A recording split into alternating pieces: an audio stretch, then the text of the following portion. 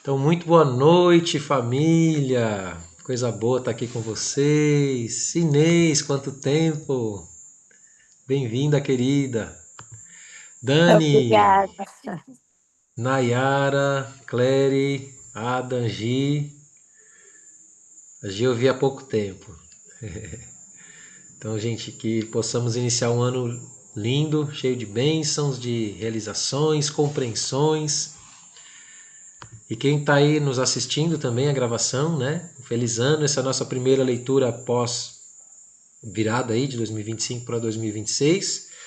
A gente vai correr um pouquinho com essa leitura, a gente já está no capítulo 4 e, a ideia é janeiro a gente terminar até o capítulo 8, que a partir de fevereiro eu vou estar também auxiliando uma pós-graduação, vai me consumir um pouquinho mais de tempo.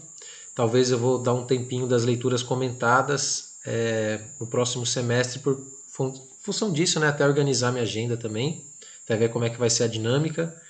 Então a gente vai por hora finalizar esse livro. Agora a ideia é percorrer em janeiro todos os capítulos que faltam. Então quem ainda não leu, aproveite, né, para ler também.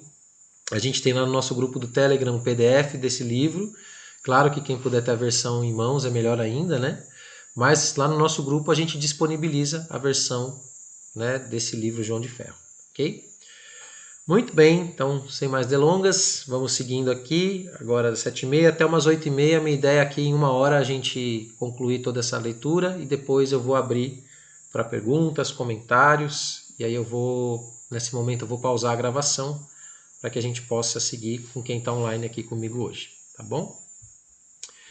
Muito bem, deixa eu compartilhar aqui a tela. Capítulo 4. Então tá aqui o nosso livro, né? João de Ferro, Robert Bly é o autor desse livro. E esse capítulo 4, ele se chama A Fome de um Rei num Tempo Sem Pai. Então já é um título bem dramático, né? Mas bem realista também. E eu, quando eu li esse capítulo, reli, né? Eu fiquei com vontade de duas coisas. Eu fiquei com vontade de conversar com Robert Bly. Aliás, eu tenho muita vontade de conversar com os autores dos livros, né? Acredito que vocês também. E porque algumas coisas mudaram um pouco. Não que quando ele escreve esse livro, né?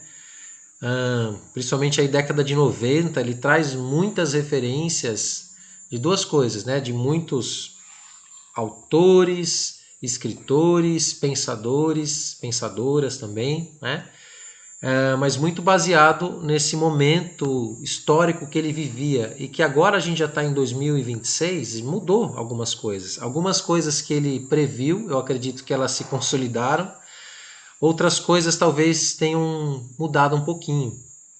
Né? Ainda assim, é uma análise que eu acho assim fantástica. Ainda vi poucas análises sobre esse tema da psicologia masculina, estou estudando cada vez mais isso, né? Mas é um universo e sinto falta também de colegas aí também falando sobre esse tema, né? Então aqui, hoje nesse capítulo principalmente, eu percebi algumas lacunas minhas, assim, né? Em relação ao entendimento mesmo desses temas, né?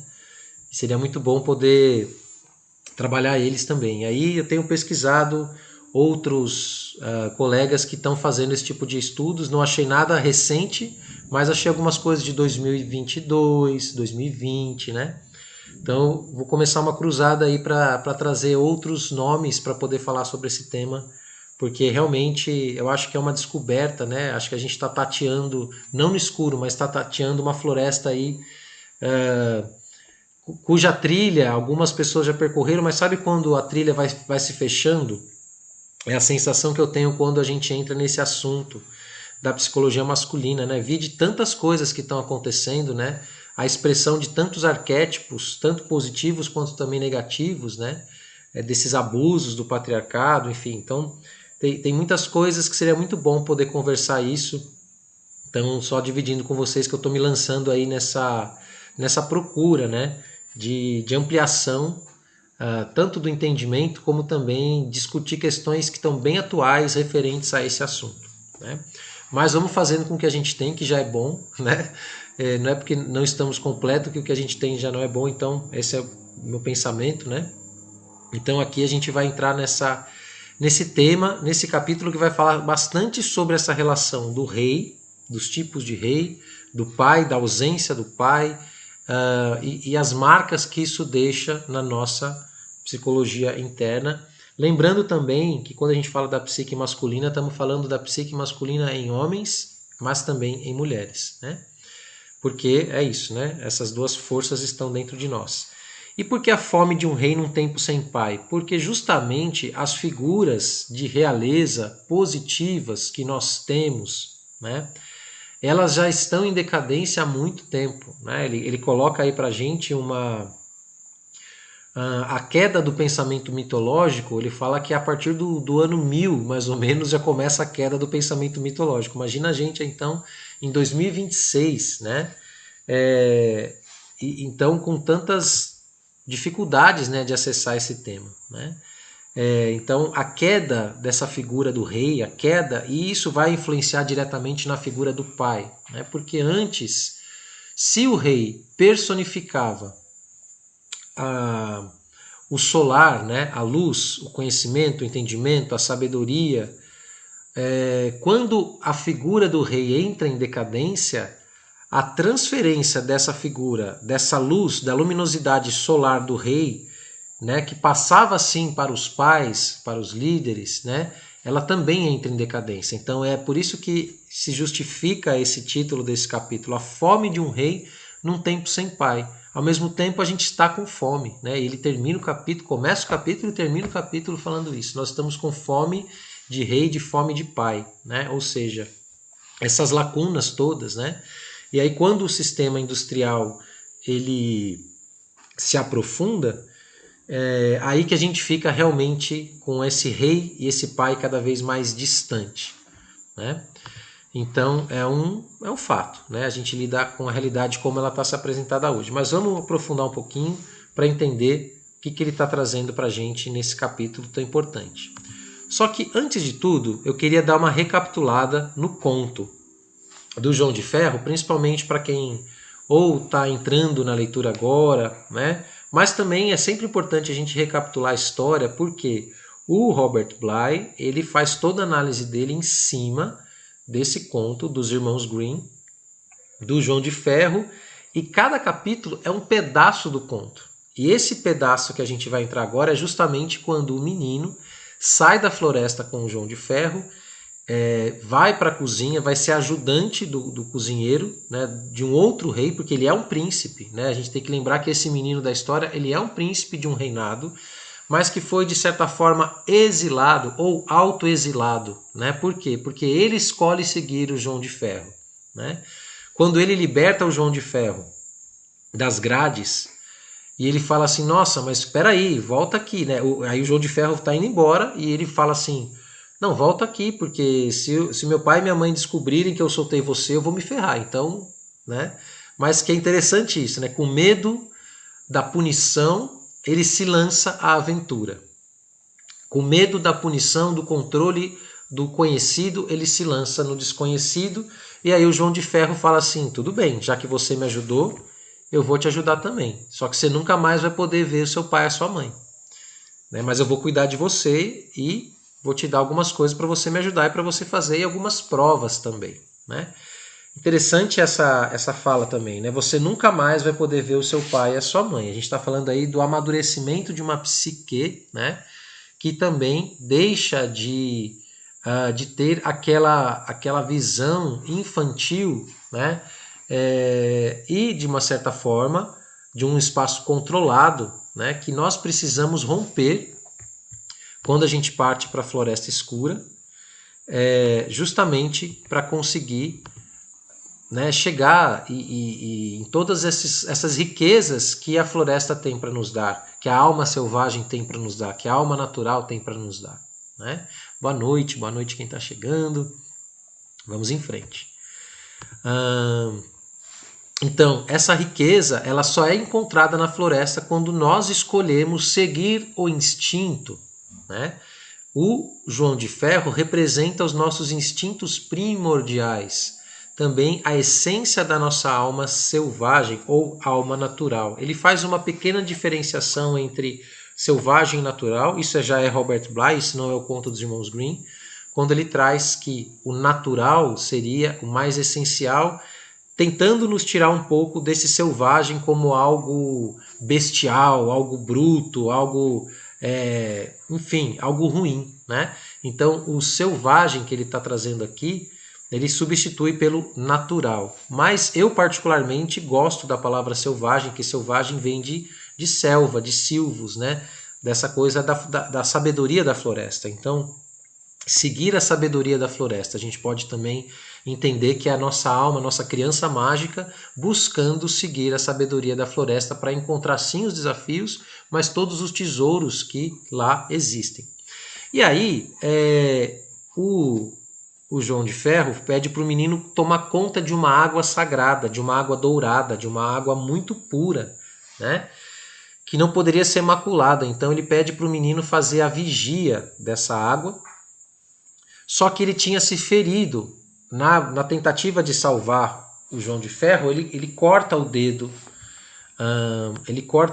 na jaula. Então ele fica com essa ferida que a gente já viu nos capítulos anteriores. O que significa essa ferida no dedo do menino? E lá está ele olhando para o poço, o dedo começa a doer e aí ele enfia instintivamente também o dedo na água para sarar, né? E aí, automaticamente, o dedo fica dourado e ele fica com muito medo, porque a regra era muito clara, você não deixa absolutamente nada tocar essa água. E ele tocou, né? Então ele esconde o dedo, João de Ferro chega no final do dia, vê que o dedo dele está dourado, mesmo ele tentando esconder, e fala, olha, tudo bem, né? Essa vez passa. Aí no dia seguinte cai um fio de cabelo dele, porque o fio de cabelo dele fica dourado, o João de Ferro descobre, repreende e fala, olha, essa vez também passa. Até que no terceiro dia ele se vê o reflexo dele na água dourada, só que nesse gesto de se olhar no poço, né? E aí tudo o que significa se olhar no poço cristalino, se mirar, né? E aí o cabelo dele cai e o cabelo dele fica dourado e aí ele esconde com um lenço, não importa se é um lenço, se é uma boina, se é um chapéu, isso é o de menos, né? Mas é isso que acontece na história. E aí o João de Ferro chega e fica muito bravo com ele. Fala, olha, infelizmente você não passou no teste, por isso você vai ter que sair daqui dos meus domínios, vai embora. Mas como seu coração é puro, eu vou te conceder um pedido. Então sempre que você estiver passando necessidade, você vem na borda da floresta onde eu resido e você grita bem alto e chama pelo meu nome. Isso é muito importante porque isso é uma chave, né? É uma chave para entender o conto, mas é também uma chave para a gente entender a nossa jornada, né? Sempre que a gente precisar acessar essa sabedoria selvagem, uma vez que nós já entramos nos domínios dela, porque não adianta a gente chamar pela sabedoria ancestral, pela sabedoria primordial, se a gente não conhecer os domínios dela, né? Mas se ele já conheceu e lá ficou por 3 dias, e essa coisa do 3, né? Tem sempre essa simbologia dessa trindade que nós temos que realmente percorrer para conseguir conhecer alguma coisa. E embora a história não diga isso, né? Mas é quase como se o João de Ferro tivesse falando para ele assim, não vigia o poço e não deixa nada cair, mas sabendo que era isso que ia acontecer, né? É quase como se fosse assim, eu vou dar uma prova que ele não vai ser capaz de fazer e que bom que ele não vai ser capaz de fazer. Então é sim para ele tornar sua cabeça dourada, né? Atingir seus cabelos de dourado, embora pareça um erro. Mas a gente já viu que esses erros são erros importantes, né? Não são erros levianos, né? São erros guiados pelo instinto. O primeiro instinto dele é sobrevivência, curar uma ferida, né? Falou mais alto que a razão dele não deixou ele segurar o dedo, né? No segundo dia, o fio de cabelo cai, ou seja, tem coisas que acontecem na vida que estão além do nosso controle, né? E que elas fazem parte do nosso processo de iluminação, né? Do tornar dourado. Então, os acontecimentos, o famoso acaso, né? Que é algo divino também, né? E no terceiro dia, olha interessante, o que faz o cabelo dele ficar dourado é ele tentar se olhar no reflexo do poço E aí o cabelo cai, o cabelo representando então os desejos primordiais, os instintos ficam dourados. E aí não é que ele perde a prova, mas que nessa hora o João de Ferro fala assim, você perdeu a prova, você vai ter que sair daqui, você vai ter que achar o seu sustento, né? Mas na verdade significa que esse menino já ficou pronto, ele está pronto, ele conseguiu ter um nível de consciência mínimo, né? A consciência desse menino que foi para a floresta se ilumina suficientemente a ponto dele agora ir para a prática. Vamos para a prática, vamos sair da floresta, vamos para a ação, né? Então, também fazendo aí uma analogia de todas as vezes que a gente vai em busca de alimento espiritual para nossa alma nas florestas e a gente encontra algum tipo de alimento querendo ou sem querendo, né? E aí é hora de ir para a ação, é hora de ir para a prática. E essa energia que nos governa, instintiva, primordial, ela precisa nos expulsar para que a gente possa viver na prática e dar sequência ao nosso processo evolutivo, né? Então esse expulsar do menino faz com que ele vai sair em busca de se sustentar, vai sair em busca, a jornada continua, né? O primeiro impulso ele conseguiu, que era sair do reinado do pai e da mãe. Ele foi para sua floresta.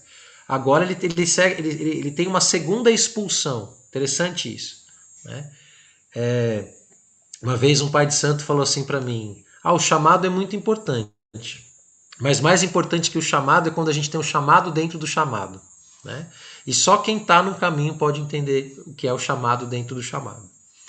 Então esse menino teve o chamado dentro do chamado e vai em busca do seu sustento. Só que ele era, teoricamente, sem nenhum talento, sem nenhuma habilidade, ele ainda era um jovem, né? Ele era príncipe, então provavelmente não tinha sido colocado a grandes provações. E aí o cozinheiro de um outro castelo, de um outro reinado, e aí a necessidade da gente compreender a presença do segundo rei em nossas vidas, né? O primeiro rei e a rainha é sempre o pai e a mãe, mas a gente precisa ir em busca de um segundo rei e de uma segunda rainha, né? A gente precisa ir em busca da nossa iniciação, a gente precisa ir em busca de um novo nascimento, de vidas, mortes e nascimentos dentro da mesma vida, né? Existe um determinado momento que só a sabedoria do pai e da mãe biológico não são suficientes para a nossa alma. A gente vai precisar dessa figura externamente, e esse capítulo também vai falar bastante sobre isso. Então o cozinheiro se apieda dele, né? Tem piedade do menino e fala assim, então vem ser meu ajudante. E ele lá está trabalhando, a gente já viu no capítulo anterior o que significa esse menino sair do pedestal, né? Ele que era um príncipe, ok, eu vou cuidar do fogão, eu vou cuidar das cinzas, eu vou cuidar de tudo aquilo que é teoricamente baixo, teoricamente já é, né? É o final de um processo, né? Já é algo morto, algo. Então esse processo de cinzas, de cuidar das cinzas, cuidar do fogão, representando essa longa etapa que a gente precisa de depuração do nosso ego através das tarefas simples, através do olhar das sombras, através da redução da autoimportância às cinzas, né? Tudo isso a gente viu bastante no capítulo anterior. E aí a história segue como? O rei então pede, né, num dos banquetes do rei, ele vai servir, ele vai levar um dos pratos que estavam prontos, vai servir diante do banquete do rei, e ele estava com a boina escondendo a cabeleira loira dele, né, loira dourada. Na verdade não é loiro, né? Aí vamos entender esses fios que se iluminaram, esse dourado que foi adquirido ao mirar o poço profundo da floresta escura. Então, aí, quando o rei vê aquela cena de um serviçal cobrindo a cabeça, né, com um chapéu, né, na presença do rei, fala: tira isso, menino, tira isso, né? E esse encontro com o rei, a gente pode falar que é um encontro com um outro rei que não é o pai dele, porque João de Ferro não é o rei, João de Ferro é uma outra figura, é o sábio da floresta, né? O arquétipo do rei, o arquétipo da realeza, ele está narrando desses primeiros encontros, né? E todos nós temos alguns encontros com o rei ao longo da vida, né? Isso também ele vai falar bastante aqui no capítulo. E aí o menino fica com vergonha, fica com medo do rei, na verdade. Fala, não, eu não posso tirar meu lenço, porque eu tenho uma ferida na minha cabeça, né? É a desculpa que ele usa. E aí o rei manda chamar o cozinheiro e fala assim, como é que você contrata um serviçal com uma ferida na cabeça? E aí o serviçal, o cozinheiro, né, fica com dó do menino, tira ele da cozinha, mas fala para ele virar ajudante, né, para ele virar jardineiro, ajudante do jardim. Vamos dar uma parada aqui, vamos analisar esse ponto do conto que é bem especial.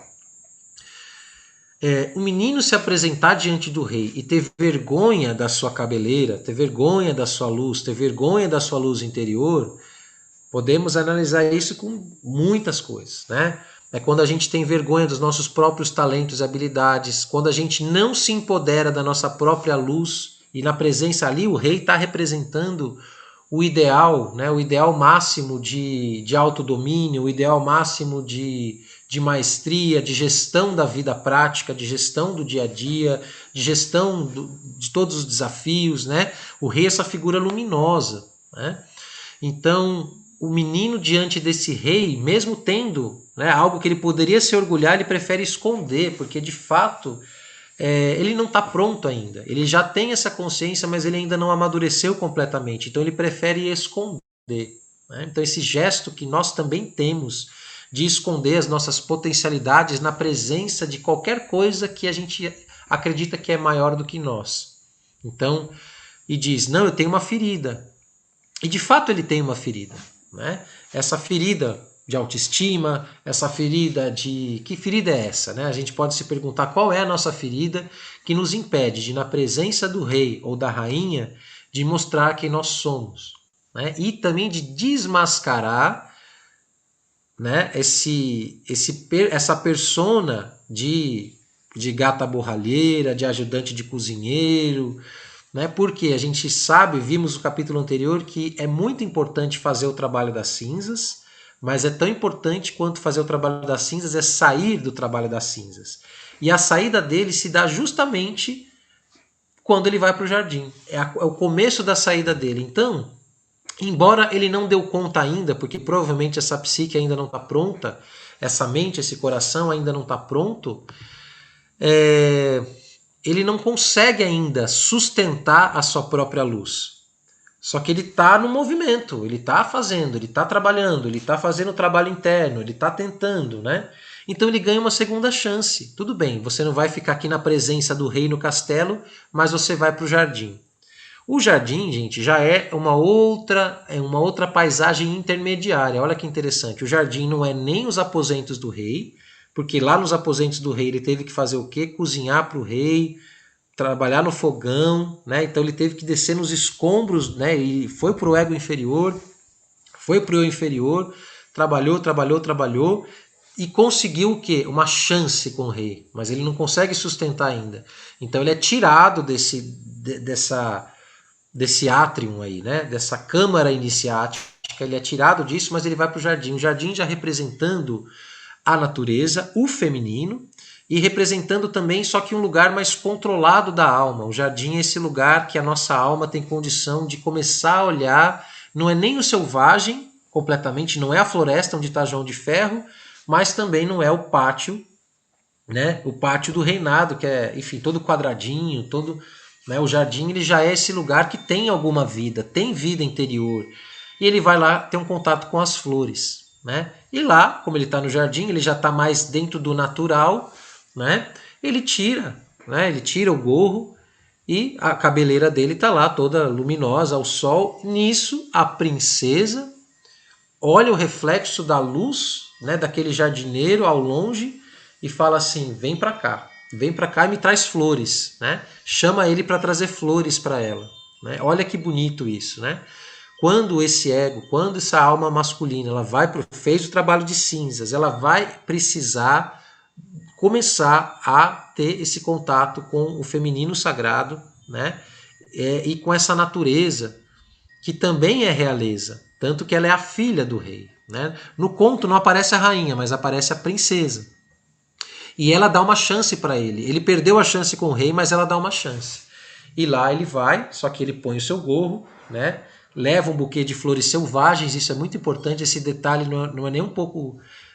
diz que o jardineiro fala, não, leva essas flores, que essas flores são mais bonitas. Ele fala, não, eu vou levar as flores selvagens porque essas flores são mais perfumadas, né?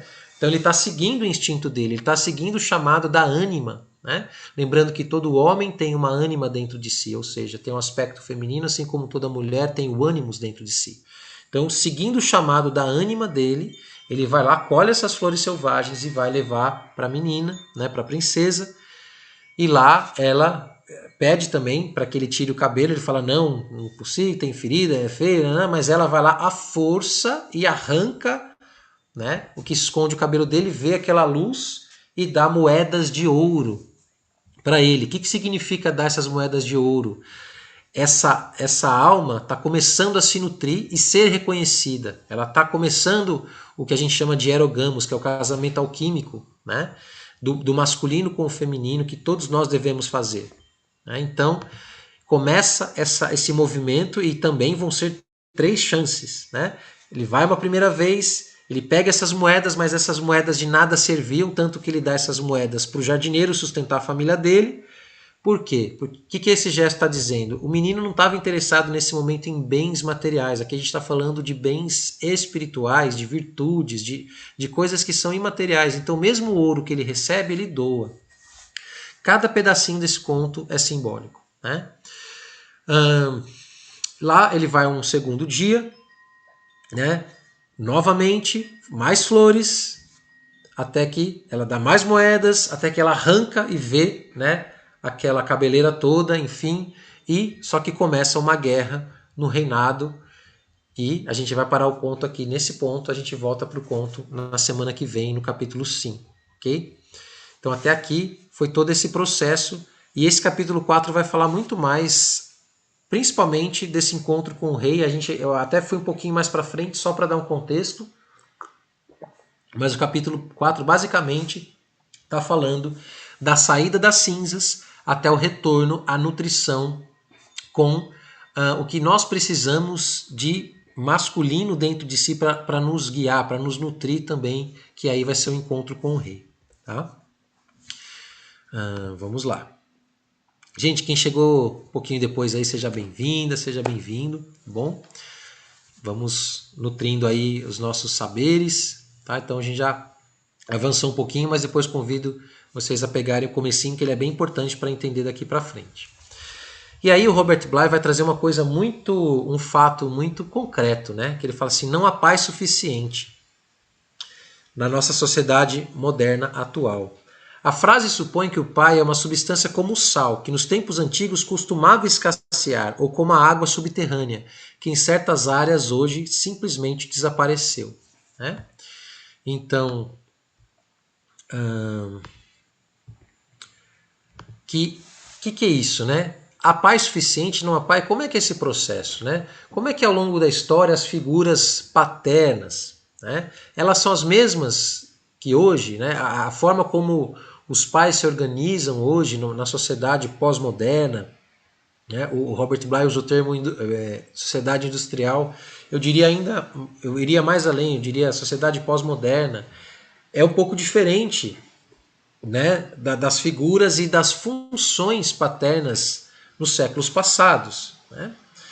Então, se não há paz suficiente, né, que substância é essa de que nós precisamos, mas que está cada vez mais rara? Aí ele vai começar a tecer, né, um pouco desse entendimento para a gente. Pai pouco demais. Né? Quando o nível de pai, o nível da água subterrânea, por assim dizer, baixa e há pouco pai, em lugar de pai demais, os filhos se encontram numa situação nova. O que devem fazer? Perfurar para encontrar mais pai na água, racionar o pai-água, guardá-lo, ou destilar a mãe-água para fazê-la dela um pai-água. O que quer dizer pai-água? Né? Ainda mais que a gente está muito mais acostumado a olhar para a figura paterna ou para a figura do masculino como algo celeste, né? Como algo transcendente, algo de fora. O Robert Bly traz a figura do pai como uma figura de nutrição, assim como a água, assim como também é a mãe, né? Tanto que a gente cresce, é como se fosse assim, para nascer a gente precisa ser nutrido de uma água, o líquido amniótico da nossa mãe. Mas depois a gente sai da água, a gente vai encontrar essa nutrição aonde? De acordo com Robert Bly e com outros pensadores e com muitos mitos e tradições, a gente precisa acessar a figura, essa nutrição através do pai na água, ou seja, né? Pai terra, pai água, pai que também está nesses lugares mais densos, uma vez que o que é fogo sobe e o que é água desce, né?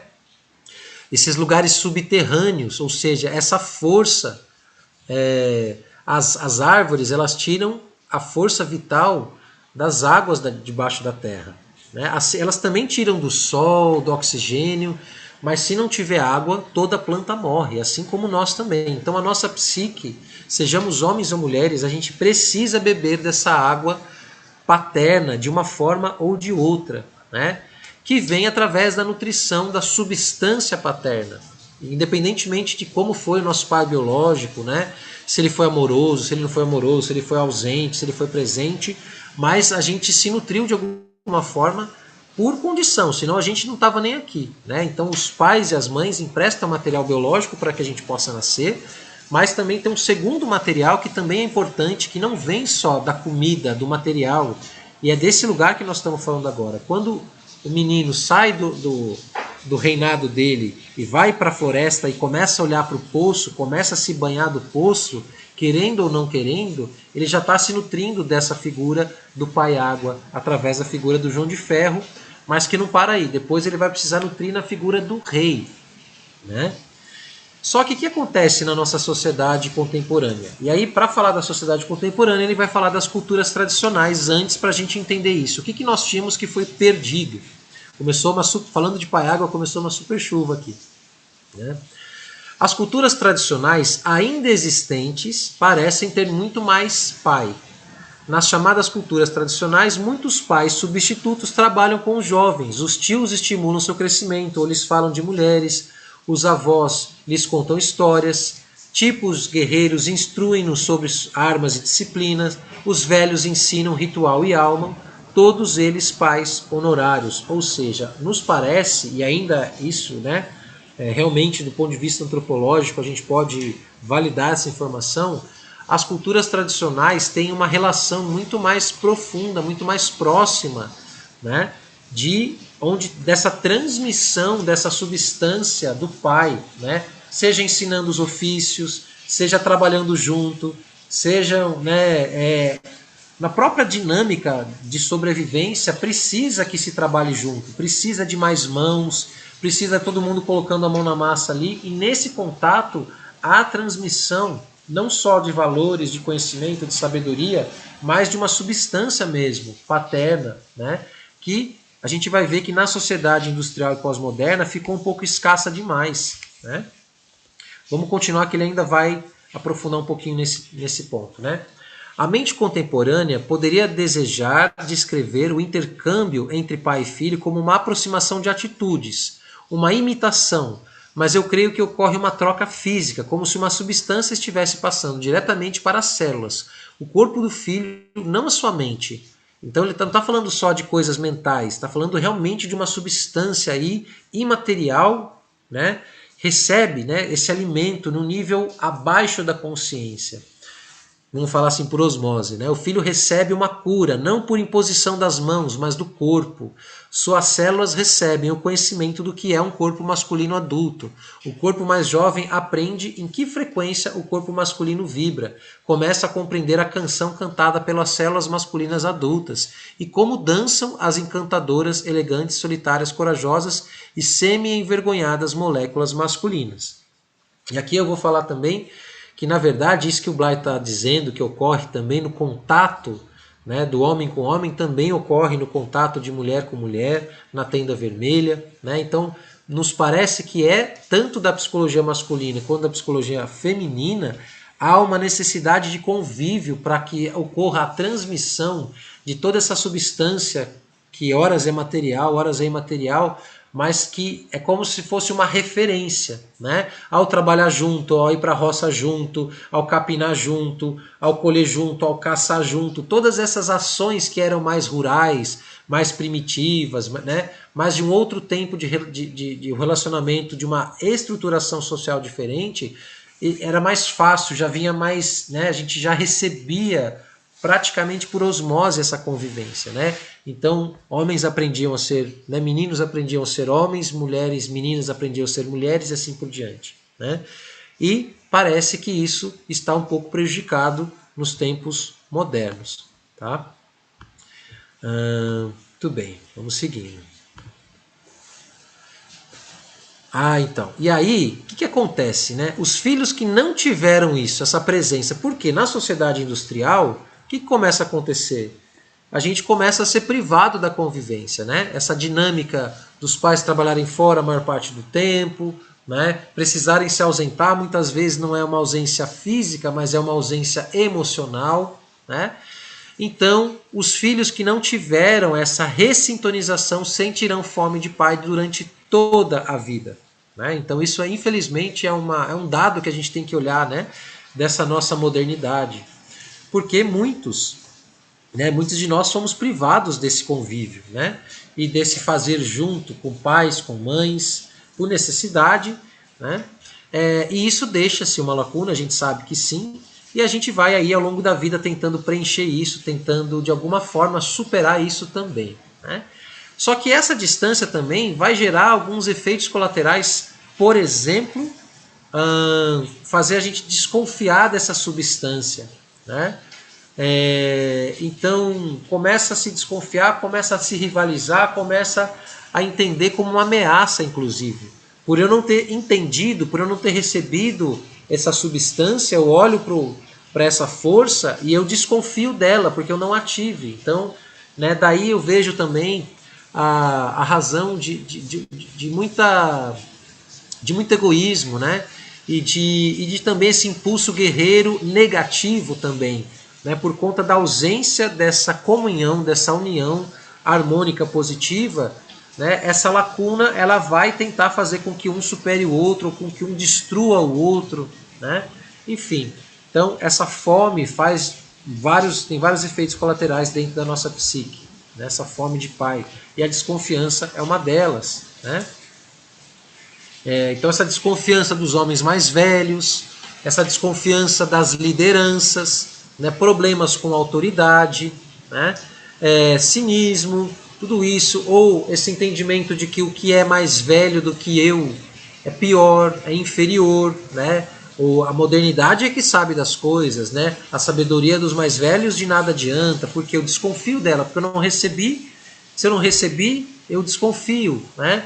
Então é um pouco isso que acontece, né, então isso vai tendo inúmeros efeitos colaterais nos negócios, na estruturação de outras famílias, né, na relação com outros homens, com outras mulheres. Então tudo isso tem uma série de efeitos colaterais, né?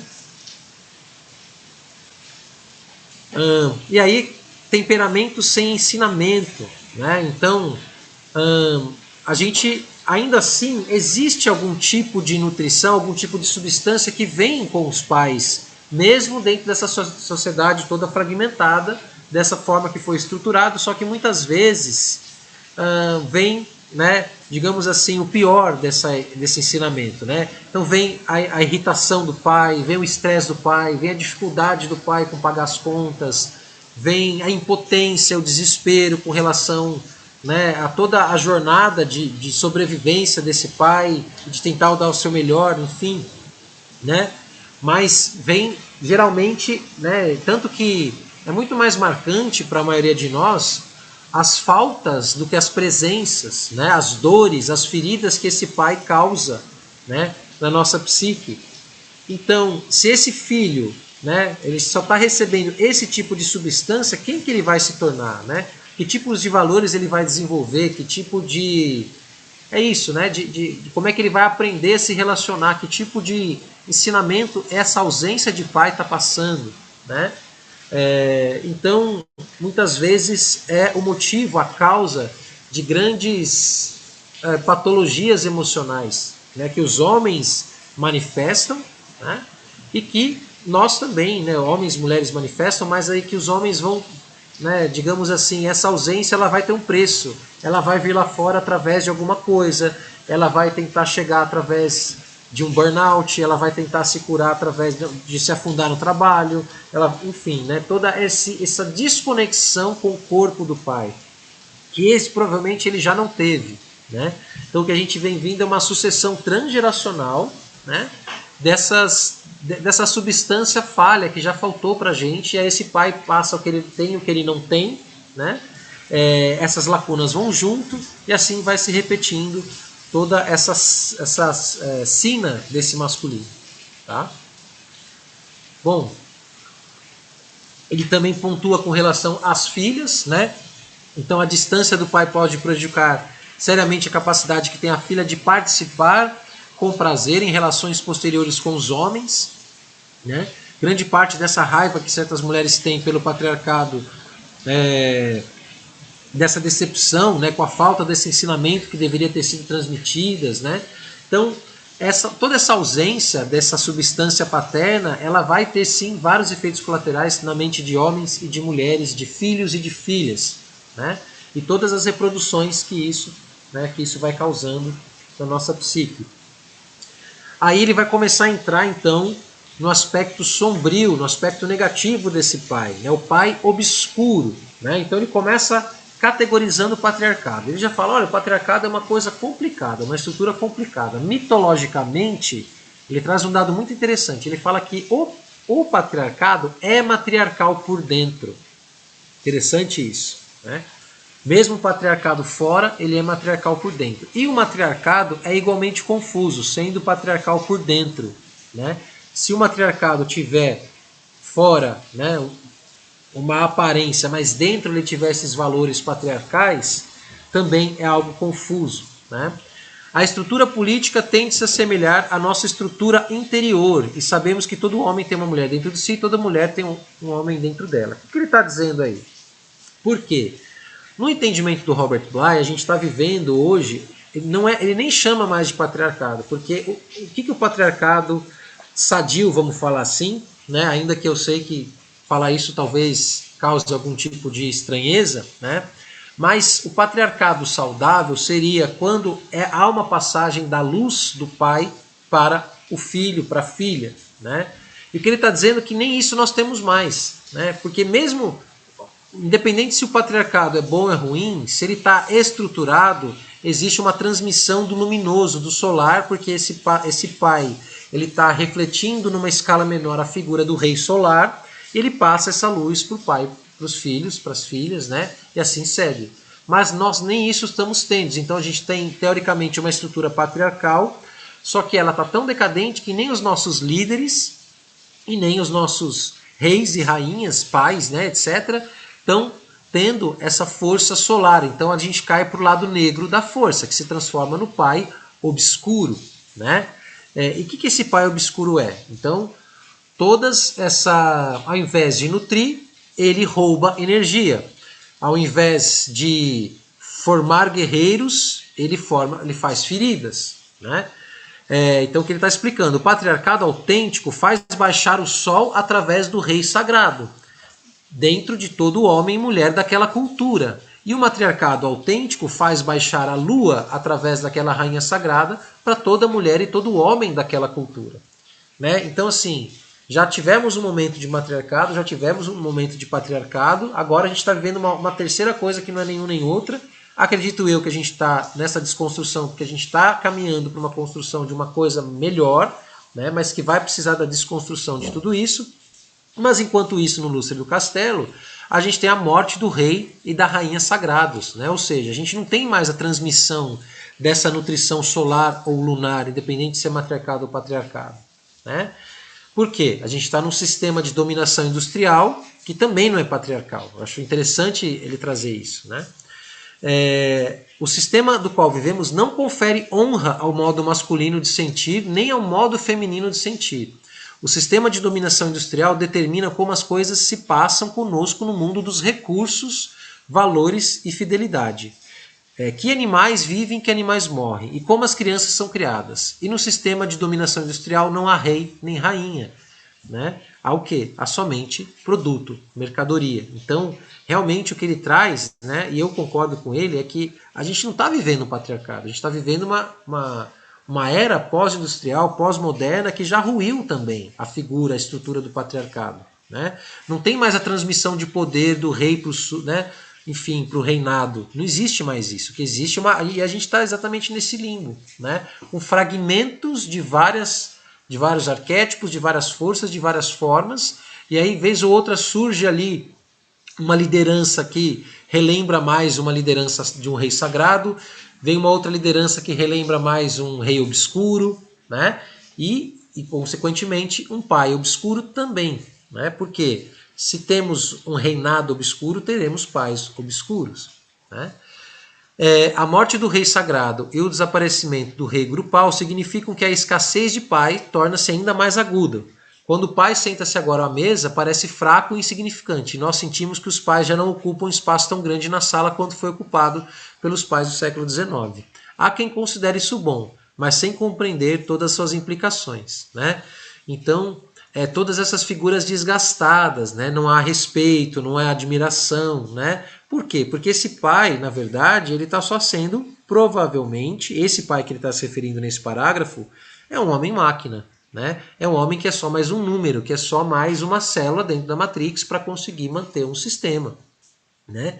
Então, que dignidade existe nisso? Que luminosidade existe nisso, né? Quando um pai ele só sobrevive ou ele tem que se doar tanto ao sistema e chega na mesa exausto, cansado, que tipo de energia, que tipo de substância ele tem para transmitir, né? Então, é um pouco essa a denúncia que ele está fazendo nesse capítulo, né? Nessa parte. Vamos seguindo. E aí ele também vai classificar também alguns tipos, né, dessa obscuridade, né? Cada vez mais enfraquecido, desanimado, insignificante, também pode ser instrumento de forças negras. Lembramos que em Guerra nas Estrelas existe um personagem que é o Darth Vader, cujo nome é um trocadilho com Dark Father, o Pai Negro. Ele está totalmente do lado das forças do mal. Quando os reis políticos e mitológicos morrem, o pai perde a radiação que antes absorvia do Sol da hierarquia dos seres solares. A sociedade o vê como se ele estivesse escurecido, né? Então, realmente, né, o pai obscuro ele é um pai ferido, né? A gente vê isso fazendo um paralelo aí com cosmologia das rodas, né? Quem sabe o que isso significa é o lado escuro do pai no oeste, né? Que ao invés de ele ser o pai terra, ele se transforma o soldado das trevas, né? Um arquétipo que a gente estuda aí quando a gente fala para entender esses arquétipos equilibrados e desequilibrados, né, das direções do masculino e do feminino. Então, ao invés dele vencer as suas feridas e ter esse material luminoso para oferecer, o que ele consegue ensinar é mais ferida. Tanto que Darth Vader ensina o que para o Luke? Ensina a raiva, né? Tira seu sustento da raiva, tira tudo que você quiser da raiva, né? Sabendo que a raiva tem sim um poder, um papel, mas no caso de Darth Vader é tudo da raiva, ou seja, tudo da ferida, só da ferida e não da luz, né? Então, vários exemplos de pais obscuros, né? Ou do pai bobo, o pai ridículo, né? O pai que não representa nenhum poder, ele é débil, né? Que tem aí uma inocência, tem aí, mas ele não, na verdade, né? Ele realmente não tem nada para oferecer, é um poço de indecisão, né?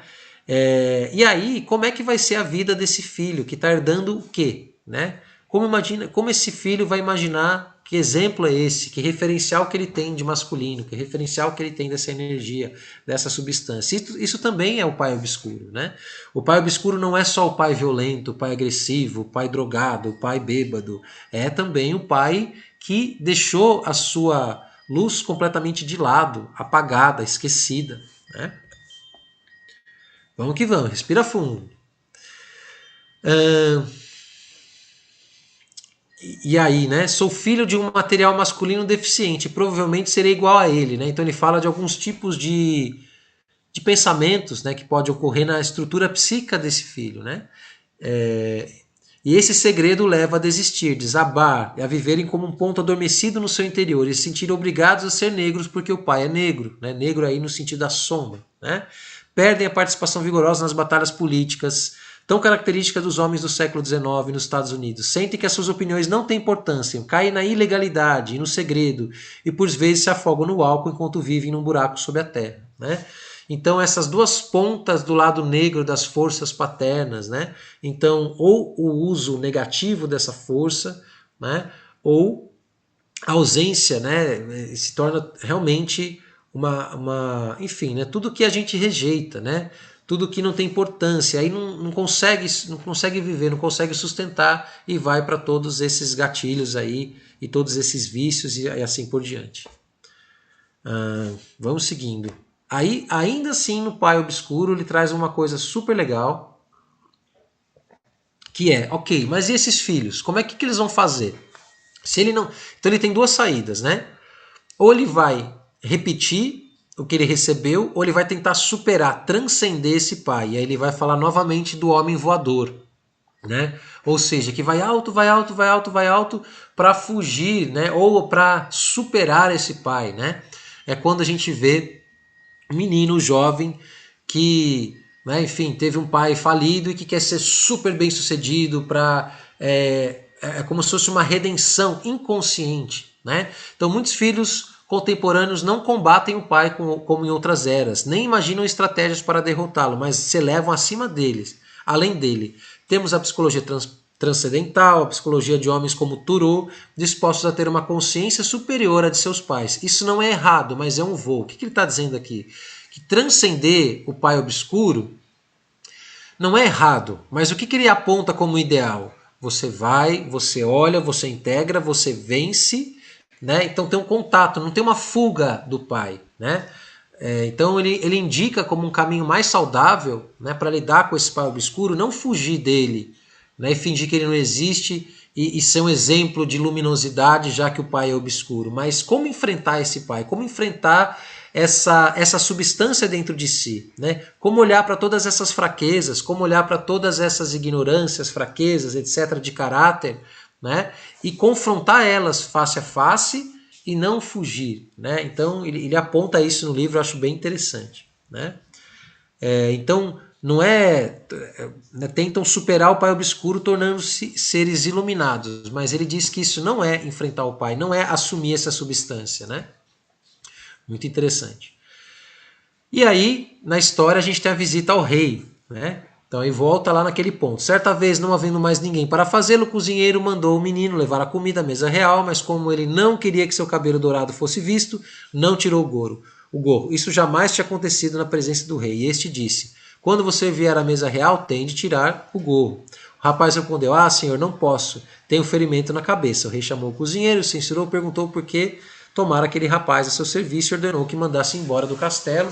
Então aqui essa passagem que eu já falei, né, é o encontro com o rei, é esse primeiro encontro, mas que não é possível de ser sustentado porque não enxerga as riquezas interiores como uma riqueza, enxerga como uma ferida, ou ainda está no eco da ferida, em vez de pegar toda a sabedoria que esse movimento trouxe, né, que está na cabeça, ou seja, provavelmente esse menino já está cheio de virtudes, cheio de capacidades, cheio de coisas, né, mas não consegue sustentar na presença do rei. Então ele é mandado embora. É o segundo exílio, mas que a gente já viu que é o que vai fazer ele chegar no jardim da princesa. A fome de pai transforma-se na fome de rei, exatamente, mas a história diz que a posse de uma cabeleira dourada não representa uma licença para permanecer em seus aposentos, exatamente. Todos nós talvez tenhamos feito algum tipo de trabalho de cozinha, familiarizando-nos com as cinzas, suportando a catábase, que nós vimos no capítulo anterior, mas isso não significa que possamos ficar muito tempo com o rei. Os guardas levam ele, né, e trazem de volta. É o que diz a história, né? Então, somente ter essa cabeleira sem assumi-la, né? Ele não usa essa palavra, mas eu diria que se esse menino tivesse bancado, talvez ele conseguisse. Mas não é hora para isso. Então, o que precisa, né? A gente vai precisar ter visitas ao rei, né? O que ele chama de visita ao rei? É sempre quando a gente, provavelmente, a gente se sente numa conexão, né, com toda a realidade, a gente se sente no topo do mundo, a gente se sente exatamente aonde está, como deveria estar, sendo quem se é, né? Então são aqueles raros momentos que a gente sente dessa perfeita comunhão com a existência, com o nosso reinado interno, né? E é difícil sustentar essa presença, né? A gente vai ver que ainda vão aparecer muitas coisas nesse conto, muitas batalhas, né? Até que ele possa realmente encontrar, casar com a princesa, fazer o hierogamo, ser felizes para sempre, né? Se é que existe essa metáfora, né? Mas então não é só porque a gente já adquiriu algum conhecimento, não é só porque a gente já tem virtudes, que a gente tem a semente da realeza dentro de nós, que a gente já consegue sustentar na presença do real, né? Então, é isso que a história diz, né? Como românticos, ansiamos pelo sentimento oceânico experimentado no ventre, que é aquilo que eu falei agora, né? Essa sensação de comunhão com o todo. O feto no líquido amniótico, ele é o rei da barriga, literalmente. Ali ele é o rei da barriga, né? Toda a nutrição vem para ele, ele respira tudo aquilo, o alimento já vem, tudo, não precisa fazer esforço nenhum, simplesmente boiar, né? Tá nesse êxtase desse ventre, né? Essa ambrosia. E aí ele traz uma coisa muito legal, né? Os vícios equivalem a uma tentativa de fugir às limitações e ficar na sala do rei.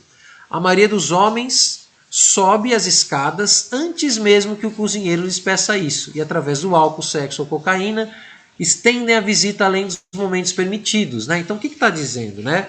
Esses momentos de êxtase, de plena comunhão, dentro dessa psique, né? Porque depois vai ter a iluminação, né? Que é um estado mais de felicidade, mais permanente, etc. Mas aqui agora a gente está falando da maturação de uma psique de um homem, de uma mulher, né? Normais, vamos falar assim, né? Que ainda, enfim, normais, eu diria todos normais, mas no sentido, não estamos falando aqui necessariamente da jornada de um mestre ascensionado, né? De um homem, de uma mulher comum, né? Então, vai ter esse rei, né? É um primeiro estágio de comunhão, de iluminação, de presença, e tentar prolongar isso, né? Não é saudável. E daí vem a raiz dos vícios. Poderíamos dizer que a nossa cultura está agora obcecada com essa cena de João de Ferro, da visita ao rei. Mas quem comparece antes de ser convidado ou fica demasiado tempo ou cai de volta nas cinzas, né? Então, podemos fazer aqui um paralelo, né, com toda essa cultura da aparência, né, que também quer parecer ser uma coisa que não é, né, que quer mostrar uma coisa que não tem, que quer já desfrutar de algo que não conquistou, né? Tudo isso seria algum tipo de corrupção desse momento, né? Porque esse momento ele é tão escasso e tão sagrado ao mesmo tempo que a gente quer ficar nele. Todos nós ansiamos por esse momento, né, de integração total, mas não se sustenta, né? Porque o dia a dia ele não é feito desse êxtase absoluto magnífico, né? Ele é feito de trabalhos, de cinzas. Então, essa polarização, né? Ou vai para o êxtase ou vai para a depressão, né? E assim é um retrato da nossa sociedade hoje, né? Uma sociedade depressiva, ansiosa, mas que anseia cada vez mais pelo sagrado, que anseia cada vez mais pela integração, pela conexão, né? Enfim, esse é um dos pontos que eu queria conversar com o Robert Bly, né? Olha, então você falava isso em 1990, estamos em 2026, né? Com um contexto ainda bem, enfim, né? Os que não tomam conhecimento do cozinheiro podem ficar presos no estágio da cozinha durante anos, identificados, né, feliz ou infelizmente, com a criança vítima que só conhece as cinzas. Já falamos disso também, né? Algumas crianças sentem medo de atravessar o umbral. Parece mais seguros, né, ficar lá com as cinzas. Escritores de linguagem dura como William Burroughs, John Hawkes falam desde as cinzas onde ficaram presos, né? E insistem que só as cinzas, né? Então existem escritores, existem pensadores que vão falar, né? Aquela decadência, não existe nada, é só isso mesmo, a vida não é nada, é tudo uma merda, né? Esse pessimismo, né? A gente tem exemplos de pensadores que vão para isso. E aí, como o rei, ele é muito falado nesse capítulo, vamos então aprofundar um pouquinho, e eu prometi que eu ia falar só até as 8h30, depois eu ia abrir para diálogos, mas estamos ainda terminando, né? Ele vai dividir o rei em 3 aspectos, né? E aqui isso também vale para reis e rainhas, tá? Então a gente vai ver que tem 3 tipos de rei: o rei sagrado, o rei político intermediário, né? E o rei interior, né? Assim como a gente tem a rainha sagrada, né? A rainha líder, a rainha política e a rainha interior, tá? Então são 3 aspectos. Por quê? Porque é muito importante a gente entender essa relação com o rei para a gente poder começar a entender essa força dentro de nós, né? O rei e a rainha enviam energia para baixo, ou seja, o rei e a rainha seria essa figura arquetípica, né, idealizada, de onde pulsa um ideal, mas que existe uma transmissão de energia, né? Os mitos, eles vão falar para a gente de reis, de divindades, de figuras mitológicas, né, de figuras arquetípicas que são importantes para a nossa alma ter um modelo a seguir. Então, quando a gente, por exemplo, olha para um herói que nos inspira, para uma heroína que nos inspira. O que é inspiração? Essa inspiração é o alimento, é essa energia que vem de cima para baixo, né? Quando alguém, teoricamente ordinário, faz um feito grandioso e aquilo é aplaudido e aquilo tudo, né? A nossa alma reconhece aquilo como um impulso, né? É aquele impulso de Arjuna que fala assim, puxa, se eu conseguir, todos podem conseguir, né? Então o rei e a rainha, eles são essas figuras, né? O rei sagrado um tanto quanto mítico, mas que transferem para a gente esse material de inspiração, para a gente se tornar, para a gente buscar, para a gente lapidar as nossas virtudes, para a gente desidentificar com o nosso ego inferior e começar a buscar o elevado, a realeza interior, né? Então é importante, é sagrado, é divino que a gente tenha essas figuras bem colocadas dentro de nós, né? O rei sagrado, o rei solar, ele dá ordem, né? Ele é assim, o reinado não é um caos absoluto. Aqui existe um rei, ou seja, existe um ordenamento, existe hierarquia, existe ordem, né? E nós precisamos disso, né? Precisamos disso internamente com as nossas próprias forças e precisamos disso enquanto sociedade, enquanto planeta, enquanto cosmos, né? Por que é falado rei solar? Porque o Sol é essa figura onde os planetas orbitam. Se não há um Sol, que órbita é suficiente? Se não há órbita, não há ritmo, não há ciclo, não há vida, né? Então precisamos dessas figuras centrais, né, que são manifestadas pelo rei e a rainha, né, solar, ou luminoso, ou central, que organiza, que dá ordem, que abençoa, que transfere essa energia benevolente, né? Então, né, essa luz mesmo, que a gente vai encontrar muito nos contos de fada, nos mitos, né, que a gente precisa de fato acessar isso e que dependendo da fé, dependendo da mitologia que se segue, do caminho que se segue, essa figura ela é transferida pelas figuras também espirituais, de líderes espirituais, né? Tanto que ele fala, né, ele chega a usar isso no livro, ele cita esse exemplo, ele fala, hoje Dalai Lama é muito parecido com o que é essa figura, por exemplo, né? Embora muita gente não siga ele como uma liderança, mas ele representa um rei sagrado, de alguma certa forma, né? Jesus Cristo representa um rei sagrado, assim por diante. Aí tem o rei terreno, que é o rei político, que é o rei das lideranças, né? Que também desapareceu das estradas, né? Ou seja, a gente tem dificuldade de ver ou sentir o rei eterno. Então a gente tem essas lideranças políticas, mas a gente não as vê, a gente não participa das decisões junto com ela, né? Quando a gente teve no processo da monarquia, onde o rei recebia seus súditos, ouvia, e mesmo, né, muitos abusos, muitas injustiças, mas você tinha ali uma presença, um contato real com esse rei terreno. Quando os sistemas vão modificando e os reis políticos vão ficando cada vez mais distantes, né, a gente vai cada vez mais, essa figura ela vai realmente se distanciando desse entendimento, desse ordenamento, né?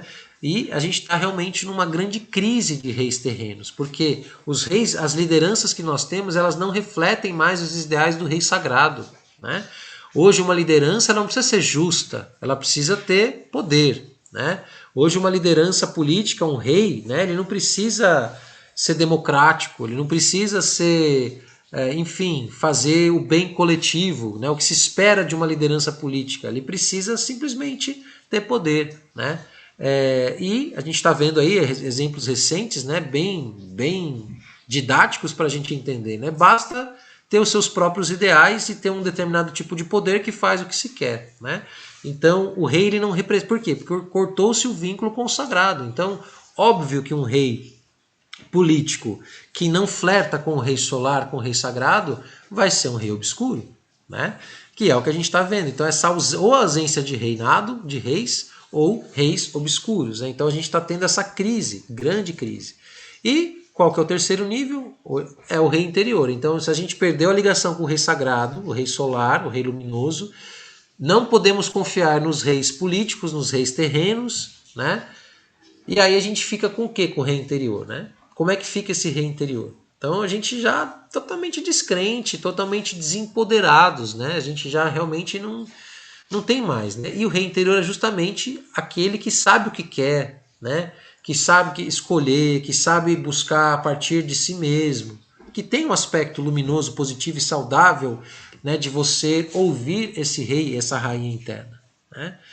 sabe determinar o que é bom para mim, o que não é, o que acende a minha luz interior, o que não, quais são os meus propósitos, quais são as minhas paixões. Né? Então ele faz essa relação desse ciclo dentro de ciclo que nós temos, né, com esse arquétipo do rei. Aqui é mais do rei, mas a gente pode tranquilamente, né, fazer para a rainha também. Né, da realeza, que a nossa realeza interior está totalmente prejudicada se a gente não reacender. Né? E aí todo o restante do livro vai ser para a gente, vão ser dicas de como a gente fazer essa travessia de retorno, para a gente restaurar a integridade do rei interior, do rei político, até chegar no rei sagrado. Né? O processo de ressuscitar o rei interior, que é justamente isso. Se examinado por dentro, começa com atenção aos pequenos desejos, as indicações daquilo que realmente gostamos. Né? Eu diria assim, o que faz seus olhos brilharem. Né? Quando a gente começa a viver para dar de comer aquilo que faz os nossos olhos brilharem, o que acende a chama do nosso coração, o que faz a gente está começando a ouvir a voz do rei interior. Né?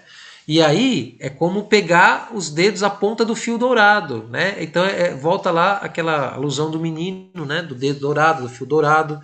Então a forma de pensar, de falar que nos agrada. Né? Quando a gente começa a fazer escolhas condizentes com a nossa força interior, com o nosso poder interior, com a nossa dignidade interior. Né?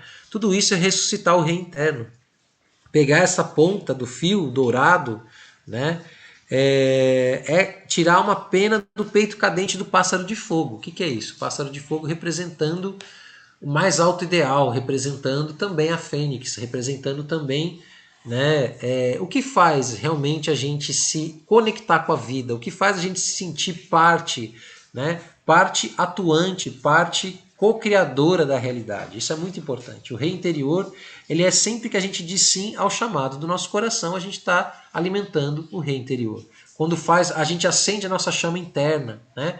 Quando diante de uma situação que muitas vezes acontece, né, conosco, de noites escuras da alma, de decepções, de crises, de cinzas, tá, mas qual que é a pena do pássaro de fogo que eu tenho que seguir? Né? Então é começar a olhar, prestar atenção no que faz a chama interior acender, e escolher aquilo e viver em função daquilo. E aí talvez a gente comece a ressuscitar esse rei interior que sistemicamente está todo prejudicado. Né? Estamos terminando, gente. E aí ele vai falar que existe essa dupla corrente dentro do rei sagrado e também do pai sagrado. O que significa isso? Que existe uma radiação positiva, luminosa, construtiva, e há também o rei envenenado, né? Que destrói, que, enfim, né? Que faz escolhas mais egoístas, que não governa para si, que não governa para o coletivo, que governa para si. Né? Então ele dá exemplos de Herodes como Arthur, né? Arthur sendo a corrente positiva e Herodes a corrente negativa. Né? Então essa manifestação, diferentes forças que nós temos dentro de nós, né? Expressões da nossa criatividade, né? Esses tipos de duas energias de dualidade que nós temos mesmo. O rei deformado e o rei integral existe dentro de todos. E ele vai dizer, inclusive, que existe dentro do rei divino também. Né? A dupla corrente dentro do pai, então também ele fala assim que isso é algo que a gente tem que entender. A gente não tem que lutar contra isso. Né? Existe uma dupla corrente de rei, existe uma dupla corrente de pai e vai existir uma dupla corrente de Deus também, de acordo com Robert Bly. E eu concordo. Né? No sentido de que, né, tudo é um pouco de luz e sombra, né? E nós temos que entender isso. Né? Então, existe o veneno, existe o antídoto, existe a luz, existe a sombra. Né? Isso é parte da matéria-prima dos nossos pais e a gente tem que aceitar isso. E a matéria-prima do nosso ser, como filhos, como pais, como mães. Né? E aí esse desejo de viver com o rei, né? Esse impulso que nós temos, né? E aí ele dá uma chave muito importante, que as crianças visitam o rei, mas são os adultos que preparam um lugar para que o rei possa visitar. Então, na verdade, a indicação que ele dá para nós, aqui o caminho que ele dá para nós, para o amadurecimento da nossa psique, né, não é sair em busca do rei. Né, e aí ele usa, inclusive, esses fenômenos, né, de quando, né, vai-se em busca de um popstar, vai-se em busca de uma figura que aparentemente nos enche os olhos, né, que representa esse ideal de governar o mundo, né, de estar no topo do mundo, então a gente vai, e é um desejo totalmente insalubre, né? Quantas aí, e quantos não foram atrás, né, de viver, de ficar perto, etc., né, de buscar fora. O que ele está dizendo é o seguinte, de buscar fora, não é para buscar fora o rei, para viver com ele, né? É criar dentro de si um lugar para que o rei possa visitar. Aí é a chave que fecha esse capítulo com chave de ouro, né? Então, a gente não tem que sair em busca do rei, a gente tem que criar condições dentro de nós. E que condições são essas? Valores, virtudes e sabedoria, né? Para que o rei possa chegar, para que na presença do sagrado, para que na presença do divino, para que na presença das virtudes eu seja um coração, uma mente, um coração, um pensamento, que eu seja um ser, que eu seja uma vibração digna de que reis e rainhas caminhem por quem eu sou, né? Isso é uma busca. Então, não é buscar fora, é transformar dentro para que o rei e a rainha se sintam confortáveis de vir jantar na minha mesa. Isso é uma jornada de vida, né? Isso é uma busca interna, né? Então, não é buscar fora, não é ir atrás do rei e da rainha, é se transformar internamente para que a nossa consciência, nosso eu superior possa fazer o casamento do céu com a terra e possa reinar dentro de nós, né? E aí a gente acende de fato essa luz, né? E aí ele vai falar também dessa figura, né, que ele também existe esses dois lados. Então o que a gente precisa fazer? Ele também fala desse distanciamento, né, que também talvez a gente nunca consiga tudo que a gente está buscando com o homem, com o pai, né? Enfim, no sentido de que já é algo que já está separado, né? Então, como buscar em algo que já é separado uma totalidade? Então, não é esse o caminho, né? Então, essa busca fora, como eu estava falando, né? E sim construir dentro isso. E aí ele termina falando algo interessante, né? De uma análise crítica da realidade, né? Então, quando a camada mitológica desmorona e os reis políticos caem, então o patriarcado como força positiva acaba, as energias do Sol e da Lua já não podem descer para a Terra. A mitologia celta antiga tem uma imagem para o fim do patriarcado, que é a seguinte: águias estão pousadas nos ramos superiores da árvore sagrada, tendo nas garras animais mortos, pedaços de carne podre caem através dos ramos até o chão lá embaixo, onde os porcos os comem. Nós somos os porcos quando toda a carne que vem do alto está podre. Então nem os filhos nem as filhas recebem a verdadeira carne. Então ele está falando uma análise bem dura do nosso momento histórico atual, uma vez que nós matamos a conexão com o espiritual, com o rei sagrado. As mulheres tinham e ainda têm razão de queixar-se do alimento que encontram na terra, mas homens também não são bem alimentados. Naturalmente todos estão descontentes, pois nem homens nem as mulheres estão recebendo a verdadeira carne, né, do ponto de vista social. Isso não significa que precisemos reconstruir o patriarcado, mas sim que precisamos compreender que estamos morrendo de fome. Quanto mais difícil é visitar o rei, mais famintos todos estão. A ausência percebida do pai é, na realidade, a ausência do rei. O vício não tem relação com os senhores colombianos da droga, mas a ausência do rei. Homens e mulheres estiveram antes separados do rei. Essa separação aconteceu muitas vezes em séculos passados. É interessante então voltar atrás em nossa história e ver o que acontece em seguida, né? E aí ele dá um gancho para os próximos capítulos, né? Fazendo essa análise bem dura, mas que eu quebrei um pouquinho aqui, falando, né, desse caminho, né, que não é essa busca, né? É construir dentro a sala real, né? Para que essa figura possa habitar. Assim me parece que apontam, né, os conhecimentos ancestrais e os saberes espirituais aí de várias tradições. Ufa, finalizando aí, né, respirando fundo, um capítulo bem crítico, bem denso, mas bem importante, bem necessário. E agradecendo aqui a todo mundo que está presente, quem está nos assistindo pela gravação, né, gratidão também, e vamos juntos. E agora eu vou encerrar para que a gente possa conversar um pouquinho, encerrar a gravação, ok? Maravilha.